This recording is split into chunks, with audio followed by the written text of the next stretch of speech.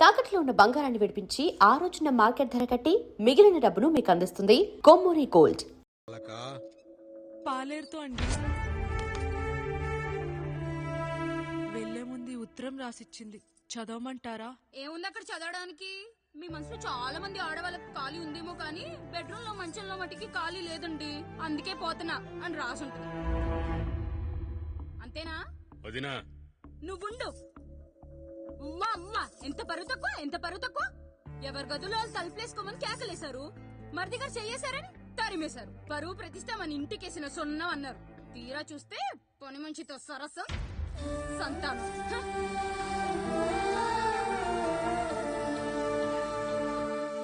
పని చేయించుకుని డబ్బులు ఇవ్వాలి గాని బిడ్డల్నిస్తారని నేనెక్కడా వినలేదమ్మా ఈ చోద్యం. ఇంక మీరు ఆపుతారా? మీరేంట్రా ఏం మాట్లాడరు? ఏం మాట్లాడాలమ్మా? తమ్ముడు తప్పు చేశాడని పట్టుకుని కొట్టారు. అదే తప్పు ఆయన గారు చేస్తే మాత్రం ఆయన ఒక్క మాట కూడా అనకూడదా? అంటే అమ్మా, రేపెప్పుడైనా మాకు కూడా ఇంకో ఫ్యామిలీ పెట్టుకోవాలని కోరిక కలిగినప్పుడు అప్పుడు నువ్వు చేసిన పనే మేము చేసావు నాన్న అని చెప్పటానికైనా ఇప్పుడు మాట్లాడాలి కదమ్మా. కావాలనుకున్నప్పుడల్లా అమ్మని తెచ్చుకున్న ఆయనకి తమ్ముడికో ఆడతోడు కావాలని తెలీదా? రోజు బట్టలకి స్నానం చేస్తాడు కదా. తమ్ముడు బాగా ఎదిగాడని అర్థం కాలేదా? పని మనిషితో ఆయన చేస్తే శృంగారం, ఆవిడ కూతురుతో నేను చేస్తే వ్యభిచారమా?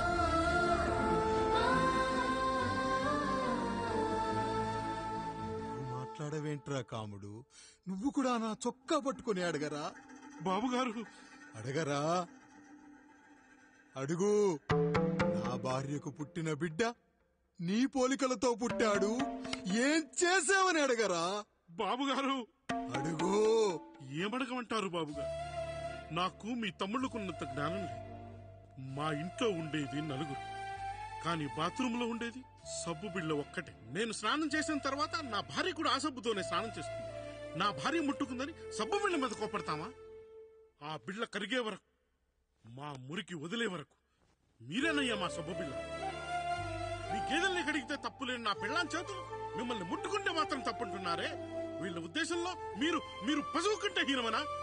ఏమిటి అన్యాయం? నా వరకు ఆ బిడ్డ నా దేవుడిచ్చిన ప్రసాదం. అది పూజారి ఇచ్చాడా ఇంకోటిచ్చాడా నాకు అనవసరం. అయినా పూజారి పొంగలి పెట్టకపోతే దేవుడి మీద కోపం ఎందుకయ్యా? ఏమో, మా కోసం చెమట చిందించి పనిచేసే ఈ కాముడికి నేను చెమటోడ్చి ఒక బిడ్డను ప్రసాదిద్దామని మీరు అనుకున్నారేమో. ఇందులో కూడా నా మంచే కదయ్యా మీరు ఆశించారు. కానీ వీళ్ళు మీ ఔన్నత్యాన్ని ఎప్పటికీ అర్థం చేసుకోలేరయ్యా, అర్థం చేసుకోలేరు. అయ్యా, ఈ రోజు మీ పెళ్ళాం పాలేరుతో వెళ్లిపోయి ఉండొచ్చు, మీ బిడ్డలు ఈ రోజు మిమ్మల్ని తిట్టొచ్చు, కానీ ఈ కాముడు మిమ్మల్ని ఎప్పుడూ వదిలి వెళ్ళడు. మీ చావును ఈ కళ్ళతో చూసే వరకు మిమ్మల్ని వదిలిపోడయ్యా, వదిలిపో. మీరే మా దేవుడు, మీరే మీరే మీరే మా దేవుడు, మీరే మా దేవుడు, మీరే మా దేవుడు.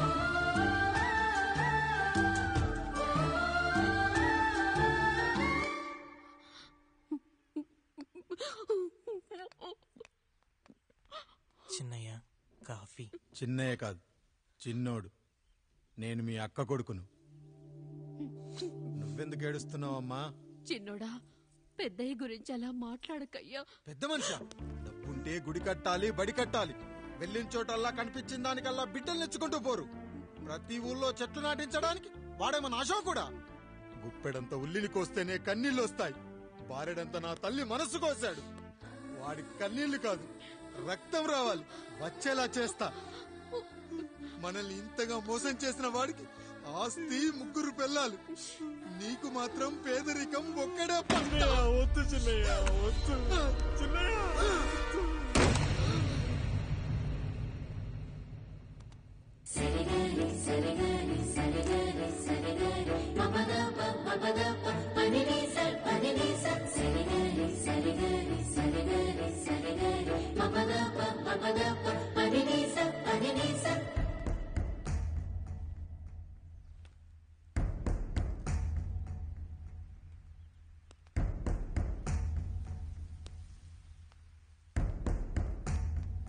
నాన్న, నాన్న. బాబుగారు, బాబుగారు కాదు నాన్న, నేను నీ బాబు నాన్న. మీరు మా పెద్దయ్య బిడ్డ కదయ్యా.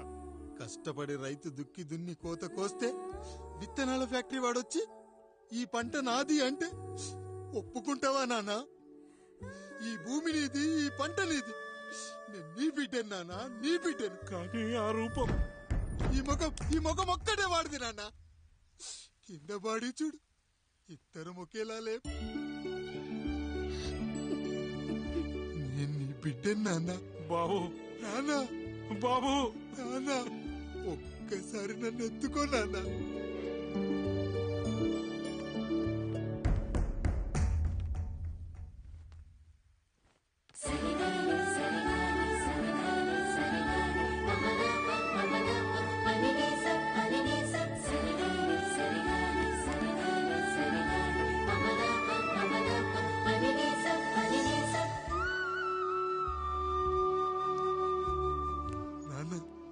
నువ్వెంత మంచివాడివి నాన్న. ఒకడు వాడిన టూత్ బ్రష్ నే ఎవ్వడూ చేత్తో పట్టుకోడు, అలాంటిది నువ్వు నోట్లో పెట్టుకుని తిరుగుతున్నావు. అమ్మ ఎంత అదృష్టవంతురాలు నాన్న, ఎంత అదృష్టవంతురాలు. చాలు బాబు, ఇది చాలు. చాలదు నాన్న, ఆ రాయుడు లెక్కేంటో తేలుస్తా. మన కుటుంబాన్ని ఇంత క్షోభ పెట్టిన ఆ రాయుడిని వదలనానా, వదలా. వాడంతేదో చూస్తా.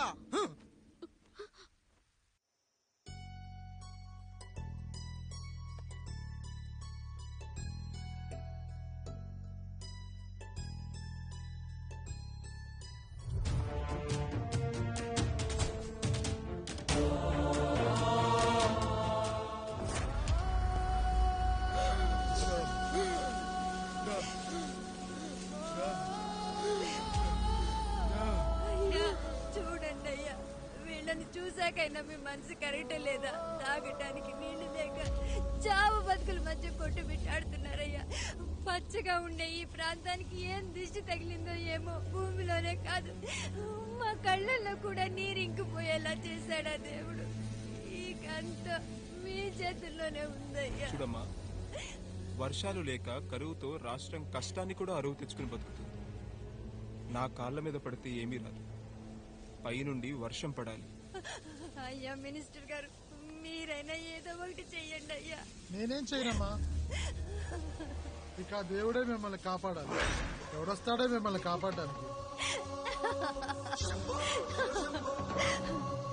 ఎన్నాళ్ళు అడుగుతారా ఎవడొస్తాడు, ఎప్పుడొస్తాడు, ఎక్కడి నుంచి వస్తాడు అని? పేదవాడికి కష్టం వచ్చినప్పుడల్లా ఇదే మాట. 70 ఏళ్లుగా హీరో రావాల్సి వచ్చినప్పుడల్లా ఇదే మాట. ఇంకా ఎన్నేళ్ళు అడుగుతారా? ఎవడొస్తాడే మిమ్మల్ని కాపాడడానికని మీరు మమ్మల్ని అడగటం, వస్తాడ్రా అని మేము మీకు చెప్పటం. అయినా సరే మళ్ళీ మీకోసం ఇంకోసారి చెప్తున్నాను, వస్తాడు. ఆకాశాన్ని చింపుకుంటూ వస్తాడు, నేలను పగలగొట్టుకుంటూ వస్తాడు. ఎవడు? దేవుడు. దేవుడా? రాయికి వరమిచ్చిన రాముడు దేవుడైతే, ద్రౌపదికి చీరిచ్చిన కృష్ణుడు దేవుడైతే, ఈ ఊరికి ఆయనే దేవుడు. ఆ దేవుడికి ఇంకో పేరే రాయుడు. పాపారాయుడు. పాపారాయుడు.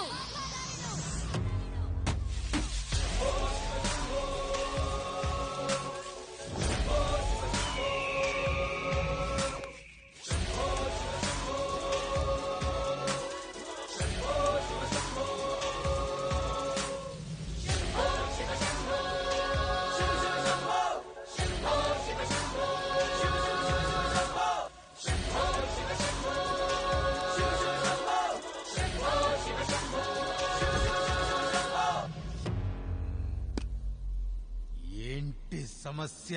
అయ్యా, ఊరికి కరువు వచ్చింది. అదిగో ఆ నలుగురు దాహంతో చనిపోతున్నారయ్యా.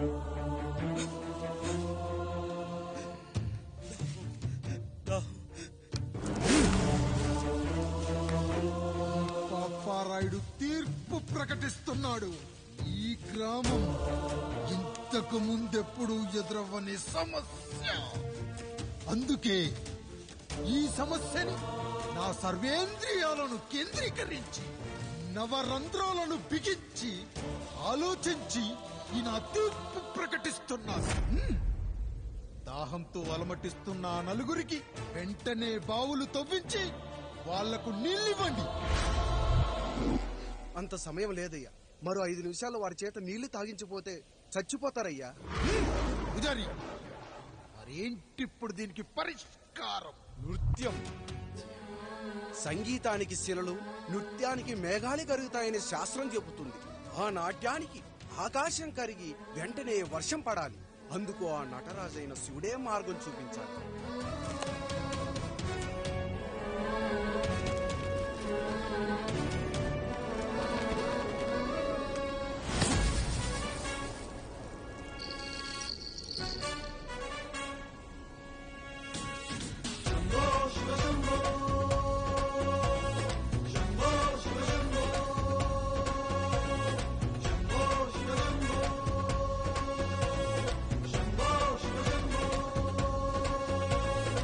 ఆకాశంలో మేఘాలన్నీ ఆవేశంతో ఏకం కాని ఊపిరి శబ్దం ఎదలో శంఖం పూరించే వేళ నెట్టూర్పుల్లో నిర్వేదాన్ని పడగాలుల్లో సందేశాన్ని పడగళ్ళయ్యే ఆహ్వానాన్ని పంపించే వేళ పాదమే ఆడే నాదం ఢమరుకమే కాదా ప్రాణమే చేసే గానం గంగకు గుడి కాదా గొంతులో దాహం దేహం దహించే వేళ నటరాజుగా రాజుని నేరుగా చూసిన నింగిక నేలకు నది కాదా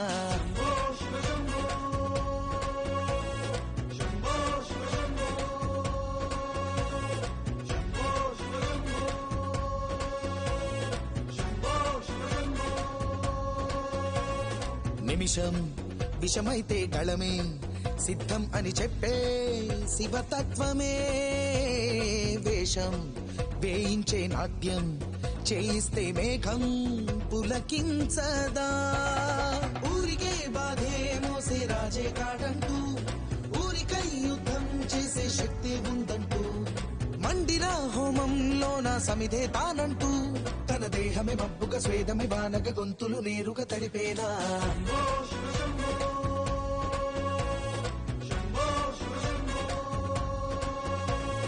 బాధలో మండే గుండెకు నేనున్నానంటూ గొంతులో గరళం నేనే మోస్తాలే అంటూ అమృతం పంచే తీరు చూస్తూ ఊరంతా తన మాటని గీతక చేతని లీలక దేవుని తీరుగా కొలిచేలా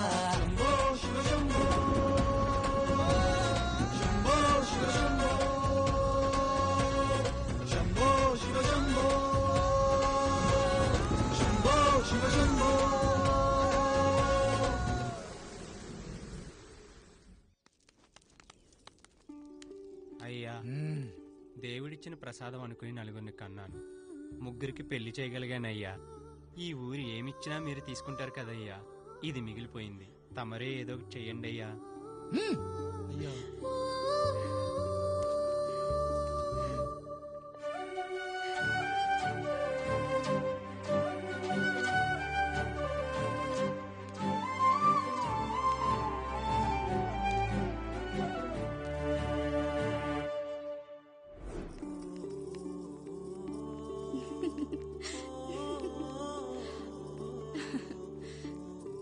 ఈ ఇల్లు ఆస్తి ఇంత గొప్ప భర్త పిల్లలు చాలా ఆనందంగా ఉందండి కానీ నాకు ఒకటే లోటు మన తర్వాత మన పిల్లల్ని చూసుకోవడానికి వీళ్ళకొక అన్నయ్య కావాలండి అచ్చం మీ పోలికలతో వీళ్ళకొక అన్నయ్యని కందామండి నువ్వు అడిగితే కాదనగలనా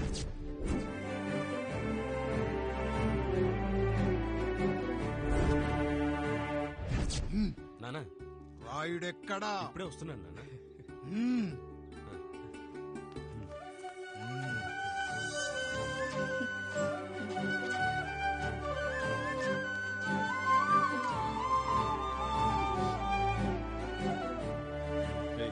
చూడరా మీ అన్నం మీద పగ తీర్చుకోవడానికి నీకు ఇదే సరైన సమయం. పర్లేదంటావా? ఏం పర్వాలేదు. అయ్యా ఎరా రంగా ఏం కావాలో అడగరా నీకంటూ ఏమి ఇవ్వలేదు నువ్వు ఏమి అడగలేదు చెప్పరా మా అన్నకు నాకు పడట్లేదయ్యా తోడ పుట్టినవాడని చాలా సహించాను అడ్డమైన దానాలు చేసి ఆస్తి మొత్తం పోగొట్టాడు ఇప్పుడేం కావాలరా కొద్దిగా ఈ కత్తి తీసుకొని వాడిని చంపి పెట్టండి అయ్యా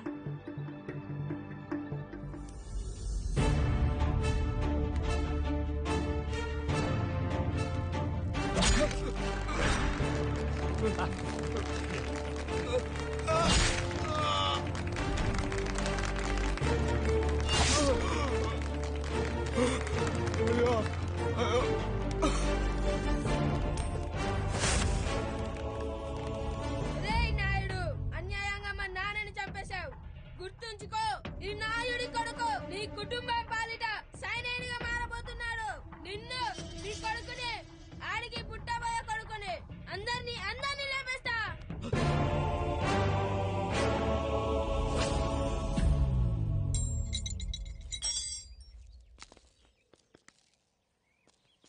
జరిగింది? మీరు హత్య చేసినట్టు ఇప్పుడే సమాచారం అందింది. తగిన సాక్ష్యాధారాలు పరిశీలించిన పిమ్మట మీకు యావజ్జీవ కారాగార శిక్ష, 2000 రూపాయల జరిమానా విధిస్తూ అరెస్ట్ చేస్తున్నాను. అయ్యగారు నా కోసం చేసిన త్యాగాన్ని హత్య అంటుందా మీ చట్టం? ఇదెక్కడ న్యాయం? మనిషికి ఇచ్చిన మాట నిలబెట్టుకుంటే అరెస్ట్ చేస్తారా? ఏ దేశంలో ఉంది చట్టం? నన్ను ఏం చేయమంటారు రాయుడు గారు? 9వ తరగతి చదివి ఊర్లో గాలికి తిరుగుతున్నా నన్ను మీ మనిషి ఒకడు పోలీస్ స్టేషన్లో ఉండాలని నన్ను ఎస్ఐన్ చేశారు. సాటి మనిషిని స్వేచ్ఛగా హత్య చేసుకోలేని దౌర్భాగ్య స్థితిలో బతుకుతున్నాం మనం.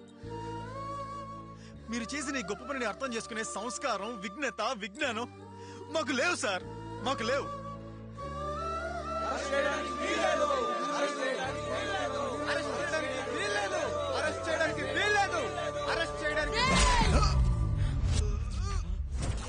అయ్యా రాయుడు గారు,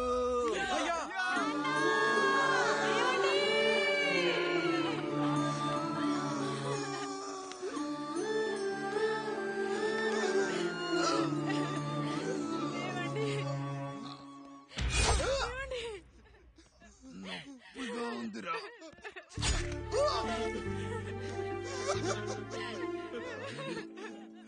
సుధా, నేను లేకుండా ఎలా ఉండగా? పర్వాలేదండి, బిడ్డలతో నేను ఉండిపోతాను. అయ్యో, ఈ పాడు సమాజం నిన్ను మనశ్శాంతిగా బతకనివ్వదు. ఇంతమంది పిల్లల్ని చూసుకుంటూ భర్త లేకుండా ఎలా బతకగలం?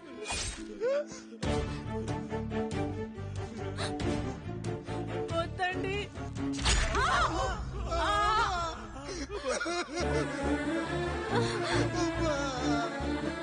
రాయుడు, బిడ్డలు జాగ్రత్త. ఈ రోజు నుంచి వీళ్ళంతా నీ తమ్ముళ్ళు, చెల్లెళ్ళు కాదు, నీ బిడ్డలు.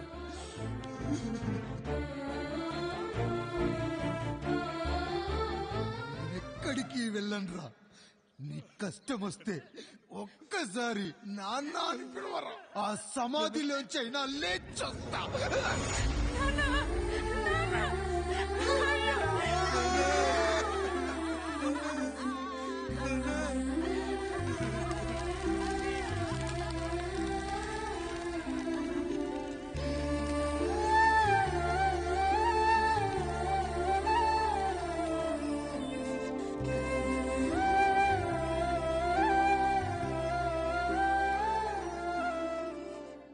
ఇన్ను మూలంగా 50 మందికి తెలియజేయనిదేమనగా, ఊరికి కొత్తగా వచ్చిన యాండ్రాయిడ్ తన తండ్రి పెదరాయుడు అని ఆస్తిలో వాటా పంచమని రచ్చబండిని ఆశ్రయించడం వలన గ్రామ పెద్దలందరూ రేపు 11 గంటలకు రాయుడు గారింటికి రావాల్సిందిగా కోరుచున్నాము.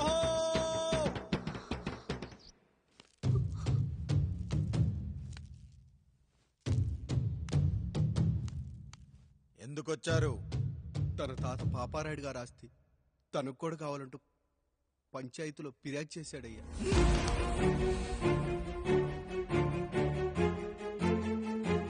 మస్తా గారు, ఆ దస్తావేజులు ఇవ్వండి. అయ్యా, మరి మా సంగతి ఏంటి? అడగరేంటి? అవునన్నయ్య, ఈరోజు మీ పన్మేష్ కొడుకొచ్చాడు, రేపు ఆ పాల్దం కూతురు వస్తుంది. ఇలా వచ్చినోళ్ళంతా మీ సంతానమని తెలిసాక అదిగో ఆ కాముడు చెప్పినట్టు మా ఆయన వాటా కిందో బాత్రూము, నాకో సబ్బు బిల్ల, నా పుట్టబోయే బిడ్డకో బొట్టు బిల్ల, ఇదే మిగులుతుంది. అయినా ఊరి జనాభా కన్నా అన్నయ్య పిల్లల సంఖ్య ఎక్కువైపోతుంది. వాళ్ళందరూ ఇంటి మీదకి వచ్చే లోపు మా ఆస్తి మాకు ఇచ్చేస్తే మా బతుకులు మేము బతికేస్తాంగా. అవునన్నయ్య, మా ఆస్తి మాకు కావాలంతే. ఎవరిని పట్టుకుని ఏం మాట్లాడుతున్నారయ్యా? ఉన్నప్పటి నుంచి ఆయన మిమ్మల్ని సాగుతూ ఉన్నారు. ఈ రోజు పెరిగి పండయ్యాక మా దారి మేము చూసుకుంటాం అనడం న్యాయం కాదయ్యా, న్యాయం కాదు. ఏ ఆయన నీకో కొడుకునిచ్చాడా? వాడి పేరేంటి? ఐఫోనా? ఎరా, ఆస్తి కావాలా? 4 బ్రష్లతో తోముకుంటే ఎక్కడ విడిపోతామో అని నా బ్రష్, టూత్ పేస్ట్ నీకు త్యాగం చేసినప్పుడు అప్పుడు అడగాల్సిందిరా, అన్నయ్య ఆస్తి కావాలి అని. ఎరా, నేను వాడిపారేసిన లంగోటాలు మార్చి మార్చి చొక్కాలు చేతిగుడ్డలుగా వాడారే, అప్పుడు అడగాల్సిందిరా, అన్నయ్య ఆస్తి పంచు అని. నువ్వు 6 నెలల పసికందుగా ఉన్నప్పుడు పాల కోసం ఏడుస్తుంటే నిన్ను తీసుకెళ్లి పసుల దొడ్లో కట్టేశానే, అప్పుడు అడగాల్సిందిరా అన్నయ్య నాకు ఆస్తి కావాలి అని. రేయ్, మా తండ్రి గారు పాపారాయుడు పోలికలు నాకు, నా పోలికలు ఆండ్రాయిడ్కి. అసలు మా కుటుంబంలో ఏ పోలికలు లేని మీకు ఎందుకు ఇవ్వాలరా ఆస్తి? ఆస్తి లేదు, గీస్తి లేదు. Get out, get out, get out, get out, get out అని నేను అనొచ్చు, కానీ అనగలనట్రా? అనలేను. ఎందుకంటే మీరంతా నా తమ్ముళ్ళు, నా చెల్లెళ్ళు. రక్తం తాగిన దోమ కూడా వెళ్లేటప్పుడు కృతజ్ఞతగా ఏ మలేరియానో టైఫాయిడో వదిలి వెళ్తుంది. కానీ రక్తం పంచుకొని పుట్టిన మీరు ఈ అన్నయ్య కోసం ఆస్తి కూడా వదల్లేకపోతున్నారు కదరా. గుమస్తా గారు, నా యావదాస్తి నా తమ్ముళ్లకు, చెల్లెళ్లకు వాళ్ళ పేర్ల మీద రాయండి. నాకు చిల్లి గవ్వ కూడా అక్కర్లేదు. ఇక ఈ ఇంటికి నాకు ఎటువంటి సంబంధం లేదు. లక్ష్మి, సావిత్రి, మీ చీరలు విప్పేయండి.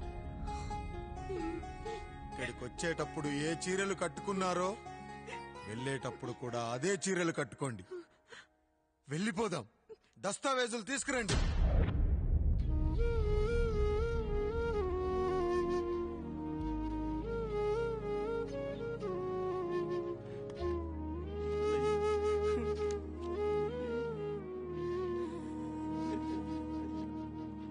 ఇక ఈ ఇంట్లో నా పేరు వినపడితే నా తమ్ముళ్ళు, చెల్లెళ్ళు బాధపడతారయ్యా. ఈ ఇంట్లోనే కాదు, ఈ దస్తావేజులో కూడా నా పేరు ఉండకూడదు. నేను ఇక్కడ సంతకం పెట్టి వీళ్ళ మనసు నొప్పించలేను. అయ్యా, మొత్తం వదిలేసి మీరెలా బతుకుతారయ్యా? ఎండకు నీడలా, వర్షానికి గొడుగులా నన్ను ఇన్నాళ్ళు కాపాడింది. కష్టాల్లో, సుఖాల్లో నాకు తోడుగా నిలిచింది. నా నిజమైన ఆస్తిని, కుటుంబ గౌరవాన్ని కాపాడింది. ఇదేరా నా ఆస్తి, అంతస్తు. ఇదే మా నాన్నగారిచ్చిన లంగోట. బంగారం లాంటి తమ్ముళ్ళే లేనప్పుడు నాకు మాత్రం ఈ బట్టలెందుకురా? వెతికిన దొరకదే రూపం, అరి పిలిచిన పలకదే ప్రాణం.